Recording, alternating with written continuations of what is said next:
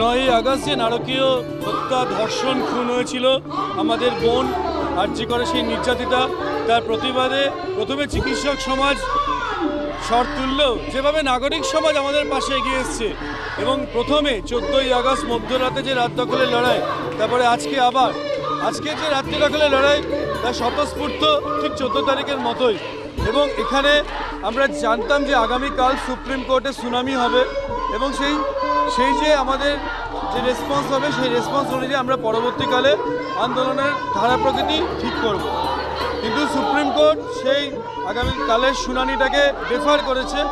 আমরা চাই যত তাড়াতাড়ি তার শুনানি হোক এবং দোষীদের চিহ্নিত করে দৃষ্টান্তমূলক শাস্তি হোক। তার জন্য আমরা পথে নেমেছি। চিকিৎসক সমাজ, নাগরিক সমাজ, গণসমাজ পৃথিবীতে কোনোদিন এত বড় আন্দোলন দেখেনি যা এই জাস্টিস ফর আরজি করের জন্য। আমরা সব জায়গায়, সব জেলার, রাজ্যের সমস্ত মানুষ, সমগ্র দেশের মানুষ এবং আন্তর্জাতিক মহল একসাথেই লড়াই করেছে। এই ঘটনার দায়ীর জন্য যে অনুসন্ধান হচ্ছে, আপনারা সকলেই জানেন যে সিবিআই এনকোয়ারি করছে, কিন্তু যেভাবে ক্রাইম সিনটাকে, প্লেস অফ অকারেন্সটাকে ট্যাম্পারিং করা হয়েছে এভিডেন্স, তারপরে ওখানকার মাননীয় অধ্যক্ষ যিনি অবশেষে তাকে গ্রেপ্তার করা হয়েছে এবং নগরপালের যে ভূমিকা তা নিয়ে 22 ঘন্টা ধরে যেভাবে West Bengal junior doctors front তারা আন্দোলন করে অবশেষে তাকে সিদ্ধারাটা উপহার দিয়ে এসছেন। যে সিদ্ধারাটা হারিয়ে গেছিলেন, তিনি একজন আইআইটি খড়গপুরের অ্যালামনি, আইআইটি কানপুরের অ্যালামনি হয়ে আজকে তাকে সিদ্ধারা দিতে হচ্ছে জুনিয়র ডাক্তার। চেয়ে লজ্জার কিছু নেই। বনগাঁ হাই স্কুলের ফার্স্ট বয়, তাকে সপাটে থাপ্পড় মারতে মেরেছে আদালত চত্বরে। তাহলে কি লাভ এই সিন্ডিকেট রাজে? মেডিকেল মাফিয়া সিন্ডিকেট রাজ যেভাবে প্রত্যেকটা মেডিকেল কলেজ থেকে জেলায় জেলায় ছড়িয়ে পড়েছে, যেভাবে প্রতিনিয়ত আমরা শোষিত হচ্ছি, এক্সটর্শন হচ্ছে, আমাদের উপর থ্রেটেনিং হচ্ছে। আজকে হারাধনের 10টি ছেলের মধ্যে একটি ছেলেকে খালি গ্রেপ্তার করা হয়েছে, সন্দীপ ঘোষকে। আমরা জানি যে এরকম 9টি ছেলে, আরও ছেলেমেয়েরা রয়েছে, তাদের সিবিআই যেন অবিলম্বে গ্রেপ্তার করে। এবং সেই 10টি হারাধনের ছেলেছাড়া প্রতি জেলায় জেলায় আরও অনেক অবৈধ সন্তানও রয়েছে, সেই সংখ্যাটা 100রও বেশি ছাড়িয়ে যাবে।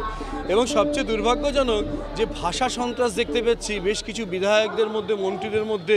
একজন তো আমাদের সময় কোভিডে তো আপনারা যোদ্ধা বানিয়েছেন, কিন্তু সোনারপুরের বিধায়িকা তিনি পর্যন্ত বলেছেন যে আমরা নাকি কসাই। তাহলে কিছু বলার নেই যে বিপদের সময় আপনারা থাকেন। আজকে দিনহাটার বিধায়ক যেভাবে আমাদের থ্রেটেনিং করছেন এবং আন্দোলনরত চিকিৎসকদের হুমকি দিচ্ছেন, আমি সংবাদ মাধ্যমের মাধ্যমে যুগ্ম সচিব আইএমএ বঙ্গীয় শাখার পক্ষ থেকে দ্ব্যর্থহীন ভাষায় বলছি, উদয়নবাবু আপনাকে কিন্তু গদি টেনে আমরাই নামাবো যদি আপনি এখনই মুখ বন্ধ না করেন। তাই এই লড়াই কিন্তু একটা জায়গায় থেমে নেই, এই লড়াই চলবে এবং এই লড়াইয়ে মানুষ পাশে আছে। সবচেয়ে বড় কথা, মাননীয় মুখ্যমন্ত্রী, স্বাস্থ্যমন্ত্রী, পুলিশ মন্ত্রীকে অনুরোধ করব যে আপনি অপরাজিতা আইন এনেছেন, কিন্তু আমাদেরও ভারত ন্যায় সংহিতা আছে।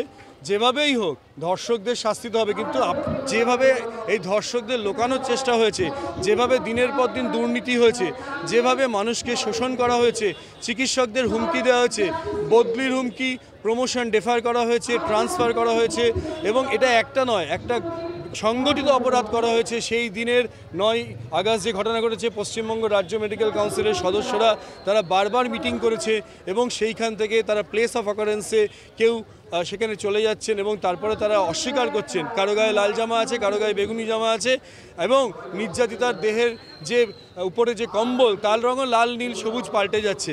তাই আজকে আমাদের কোনো রাজনীতির রং লাগাবেন না। আমরা এখানে কোনো রাজনীতির পক্ষ থেকে, রাজনৈতিক দলের পক্ষ থেকে বা বিপক্ষ থেকে আসিনি। যখন আন্দোলনে কেউ যুক্ত হয় তখন সেটা স্বতঃস্ফূর্ত হয়, সেখান থেকে মূল আদর্শকে বিযুক্ত করবেন না। তাই অবিলম্বে গণকণ্ঠের আওয়াজ, বিবেকের ডাক শুনুন এবং নগরপালকে আমি বলবো তার সিদ্ধান্ত তো দেওয়া হয়েছে, এবার তিনি পত্রপাঠ বিদায় নিন এবং আরও সিন্ডিকেট রাজের সাথে যারা যুক্ত আছে তাদের প্রত্যেককে চিহ্নিত করুন। সর্বশেষে বলবো জুনিয়র ডাক্তারদের আমি আইএমএর পক্ষ থেকে কুর্নিশ জানাই।